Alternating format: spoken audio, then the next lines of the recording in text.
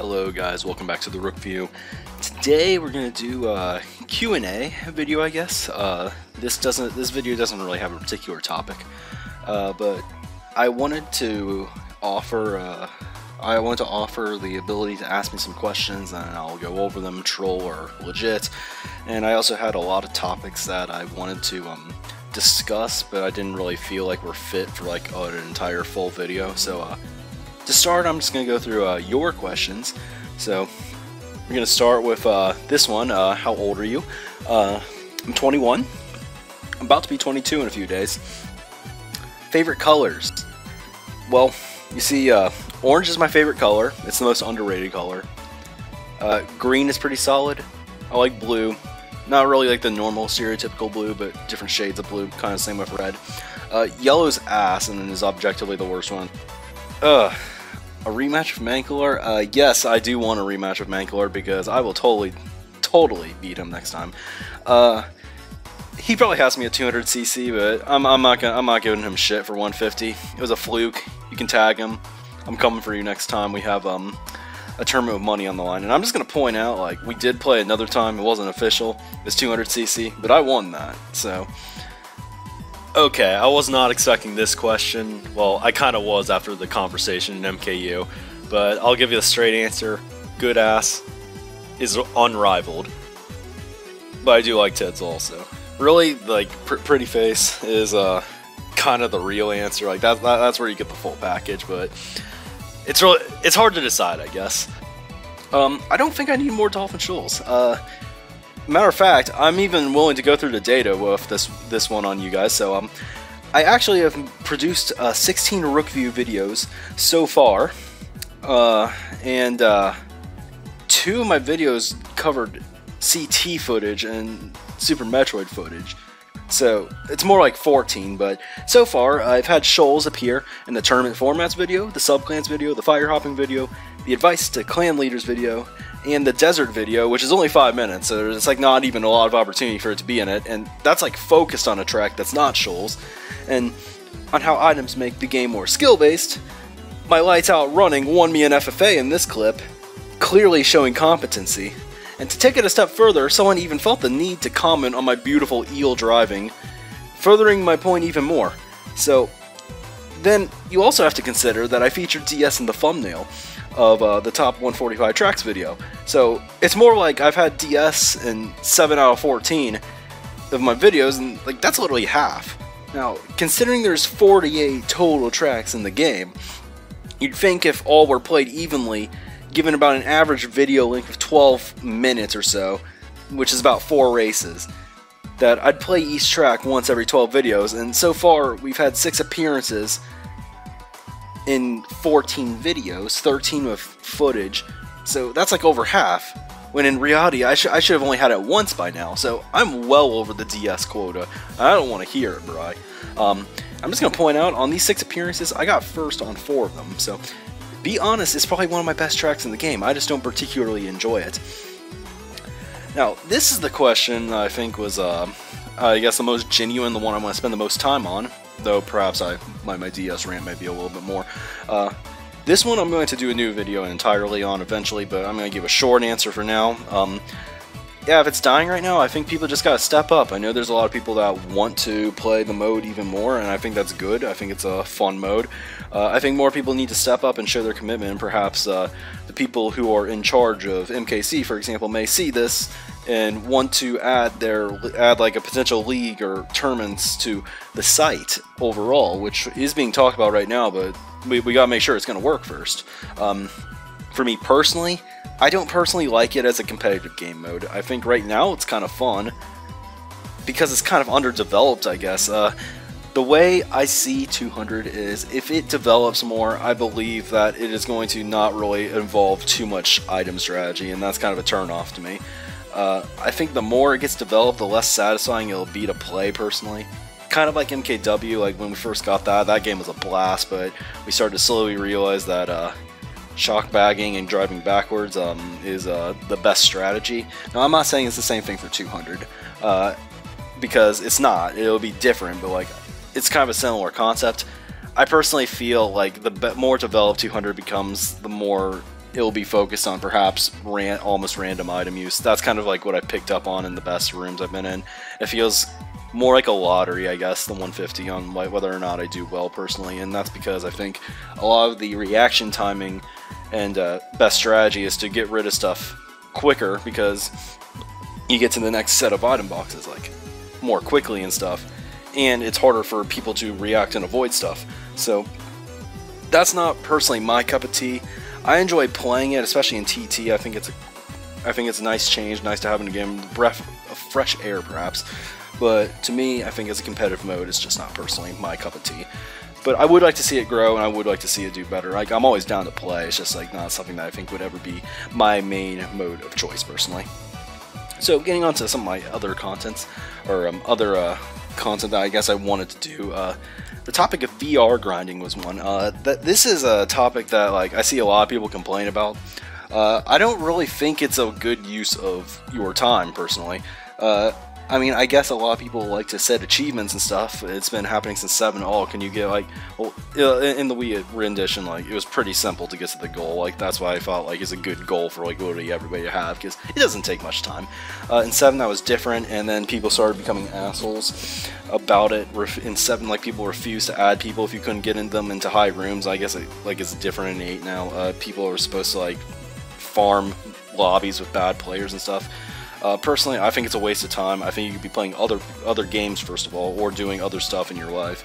I just don't see it's rewarding. I don't see the reward to it. I think it's just redoing things over and over again, and by finding bad lobbies to play in, you're effectively ruining the experience of the casual audience who just wants to play with similar skill-leveled players online. I think it doesn't make you a better player as well.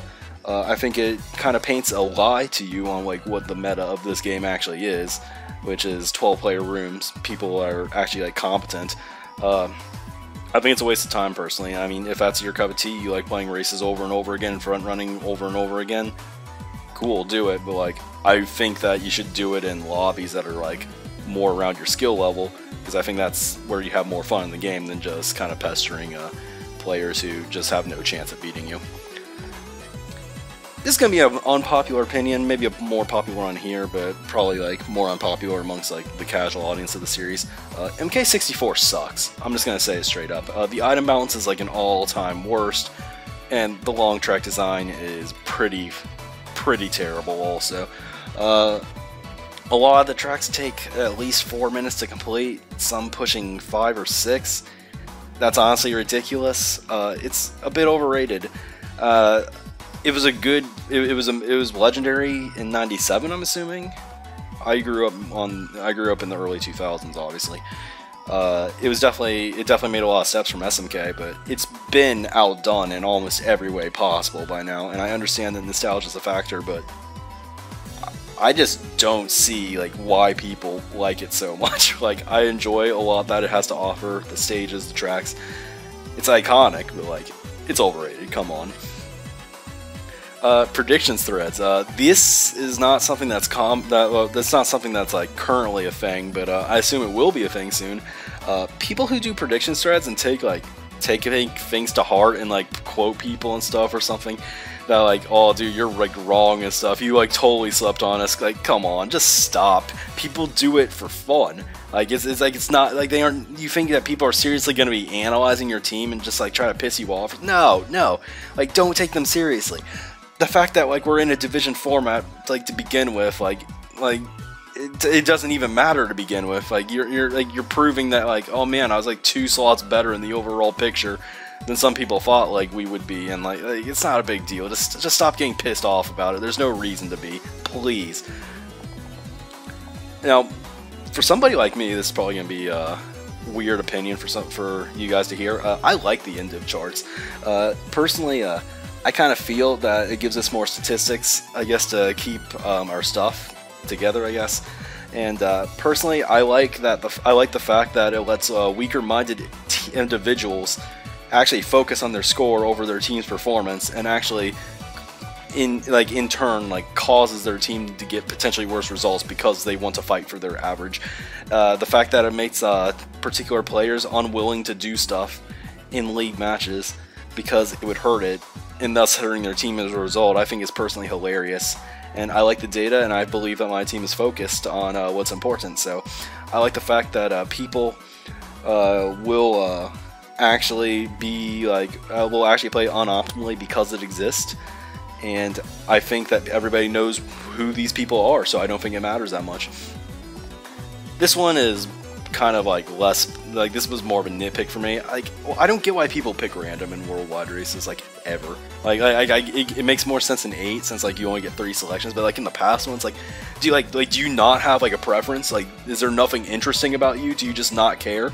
You just play the game because you like, do you not have a preference on what you would rather play? Like, it never made sense to me. I feel like people are always like, oh dude, like this pro chap just like always picked random. This pro Japanese player always picked random, so like I gotta like act like them and stuff. Oh, and I think that's hilarious that people actually do that. Come on, do you not have a preference? Pick something. Like, I understand it more in 8, like, cause like, but like what if like you just like hate the 3 things that are up right now? Like, you may like find something like better by picking random. Yeah, I get that, but like in the past, like people who pick random every time, it's like I just like, are you just uninteresting? Okay, enough of that. That's more of a silly rant. This next one with MKW and ISOs, I actually wrote this topic down before WL decided to make a change in their system. I was going to say that if there is a cheat-free option that was on the table and that they didn't take it, that I would be significantly disappointed, and they took the cheat-free option. So I applaud you, WL. Good job. The people who are upset by it, you just need to look at the bigger picture, honestly. And to be honest, I don't think it's a lot of fucking money to spend on a Wii in 2018. The console's dead as fuck. Just get one. It's not a big deal. If you care about the game that much, I think it'd be worth like a small investment. You're saying like, oh, you're making me pay to play, but yeah, you have to buy a fucking console to play it in the play normally to begin with. So like, what's the big deal? It's like discounted. But you can find stuff for $25 if you look. Personally, I think the item system in MKW does not really work in a natural way. Like, obviously it does, especially in FFA and 2v2. Obviously bagging and trolling are like the best options. I feel like trolling is a more natural thing than bagging, because it kind of just eliminates the things that people can do if like if they aren't allowed to troll or anything, and like the other bagger pull a shock, and it's kind of RNG based, and I think that's stupid personally. But I don't know how to fix it other than allowing trolling. But trolling's like kind of seen as degenerate and just like not something that people like really want to deal with, and like I think it's like makes lag more of a factor than ever. Also, and I understand that. So to me, I think that the way to fix MKW is to actually modify the item system. Like that would like actually make me like considering like thinking about, oh yo, I kind of want to play it again, because like I think that's how you fix it. It's like, okay, make shock like equally as likely to obtain in 9th or something that it is in 10th, and then eliminate the need to go backward to begin with, and then you have like a system that may be more attractive to more people. But you know, people like dodging, so I think I think the people aren't even pissed playing the game right now. Like with how it is right now, I think they're okay with it. It's just like, for me, it's like not okay. That's how I see it. People who do this for their videos, I think it's kind of pathetic personally. Now, I know I actually do this, but I'm probably doing it right now. I don't know like what kind of footage I'm using yet, because I'm just going to place it in later. I'm assuming I'm using an FFA race. But selected races is just like the sweatiest thing you can do. It's like, oh man, I'm only going to let the world see the matches that I actually played well in, instead of just like sucking it up and putting everything in. And I understand that I do it, but like the thing is, in these videos, the purpose of the video is to convey a message, not to show off gameplay. So the fact that you're getting gameplay is just like you're seeing something else. So if you want to do something like selected races, maybe try something like what's happening right here, because like, yeah, like there's like an actual purpose other than like showing the races, I guess. That's just what I think. I think selected races are dumb. Luck johnning. If you have ever said that you are an unlucky player, I think that's a literal mental weakness in your game. The thing is, everybody has the same game. That's a fact. So you have the exact same probability to be unlucky as other people. Now, here's something you have to consider. If you get hit by more shit than other people, you may also say you're an unlucky player. But the thing is, there's no difference between the games. If you are indeed getting hit by more stuff than other people, it is 100% a result of your playstyle, and that may be something to evaluate. You may be putting yourself in situations that you shouldn't be in to begin with. So if you truly are getting hit more than other people, it's your fault. Deal with it. It's math, probability. This is a fact. Get over it. Yeah, the DS version is the best game in the series. This is something I almost want to do my own video on, but I think I can summarize it pretty quickly. Here's a few reasons why. Content is one. I believe the mission mode was pretty great. It has good battle options, versus options. I think we really don't appreciate the mission mode as much as we should. It was really something that was cool that we really haven't had in any other game except the Wii with the competitions.